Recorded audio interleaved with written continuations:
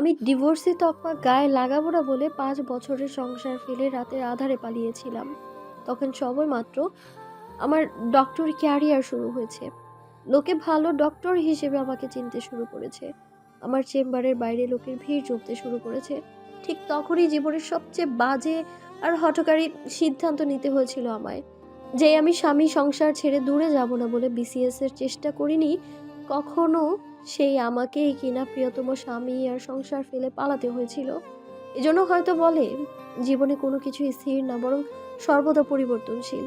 এই পরিবর্তনটা বলে কয়ে আসবে না, তবে যখন আসবে তখন মেনে নিও। যত তাড়াতাড়ি মানবে তত তাড়াতাড়ি এগিয়ে যেতে পারবে জীবনে। আমি মেনে নিয়েছিলাম কিনা কিংবা কতটা মেনে নিয়েছিলাম জানি না, তবে জীবনে এগিয়ে গিয়েছি অনেকটা পথ। অপরিচিত পরিবেশে নিজেকে নতুন করে গড়ে তুলতে কষ্ট বেশি করতে হয়েছে, কিন্তু তারপরেও 5 বছরে আমার উন্নতি ঈর্ষণীয় রকমের। আমার হারানো ডাক্তারি ক্যারিয়ার আবারও ফিরে পেয়েছি। চেম্বারের বাইরে পুরোনো সময়ের চেয়ে বেশি ভিড় লেগে থাকে এখন। লোকে আমাকে চিনে সম্মান দেয়। পার্থক্য এই যে শুধু স্থানটা পরিবর্তন হয়েছে। আমার এই ঈর্ষণীয় উন্নতির কারণেই হয়তো আজ পুনরায় আমার অতীত সামনে বসে আছে আমার। প্রথমবার দেখে বিশ্বাস করিনি। ভেবেছি এটা সম্ভব না। শুধু রাজধানী থেকে এত দূর আসবে কেন সে? ঢাকায় কি ডক্টরের অভাব হয়েছে? এই শহরে তার পরিচিত কেউ থাকে বলেও তো মনে পড়ে না। তাহলে কি এই কি কারণে এখানে আসবে সে?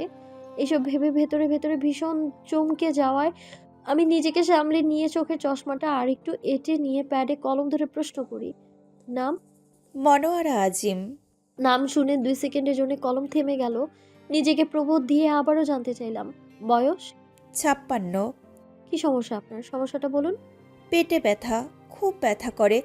খেতে পারি না, ঘুমাতে পারি না, অসহনীয় ব্যথার জ্বালায়। আমি কথা না বলে খসখস আওয়াজে প্রেসক্রিপশন লিখে ওনার হাতে দিলাম। 2টো টেস্ট দিয়েছি আর একটা আলট্রাসোনোগ্রাফি। টেস্টগুলো করিয়ে আমার সাথে দেখা করবেন।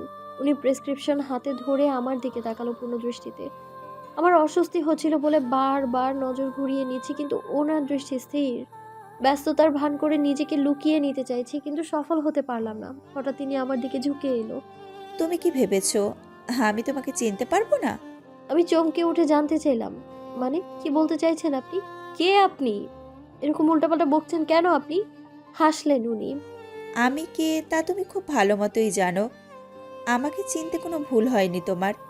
ঠিক তেমনি তোমাকেও খুব ভালো মতো চিনেছি আমি।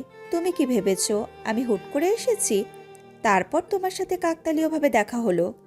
সামনের মানুষটার চেহারায় রহস্যময় হাসির রেখা দেখে বুকটা কেঁপে উঠল আমার।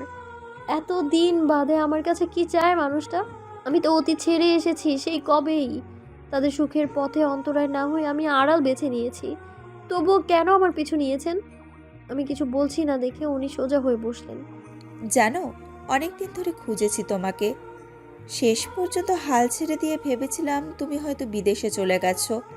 হঠাৎ করে একদিন পত্রিকায় তোমার ছবি পেলাম, তারপর আবার খুঁজতে শুরু করলাম। দেখো, এখন আমি তোমার সামনে বসে আছি। এবার আর নিজেকে লুকানোর কোনো মানেই নেই। আমি চেয়ারে হেলান দিয়ে বসে তার দিকে তাকালাম। চেহারায় আগের জৌলুসে খানিকটা ভাটা পড়েছে, স্বাস্থ্যও কমেছে খানিকটা। নিটল ত্বকে ক্লান্তির ছায়া। আমার আসলে ভীষণ কৌতূহল হচ্ছে, জানার কৌতূহল। কি এমন কারণ যে মানুষটা এইভাবে হন্যে হয়ে আমায় খুঁজছে?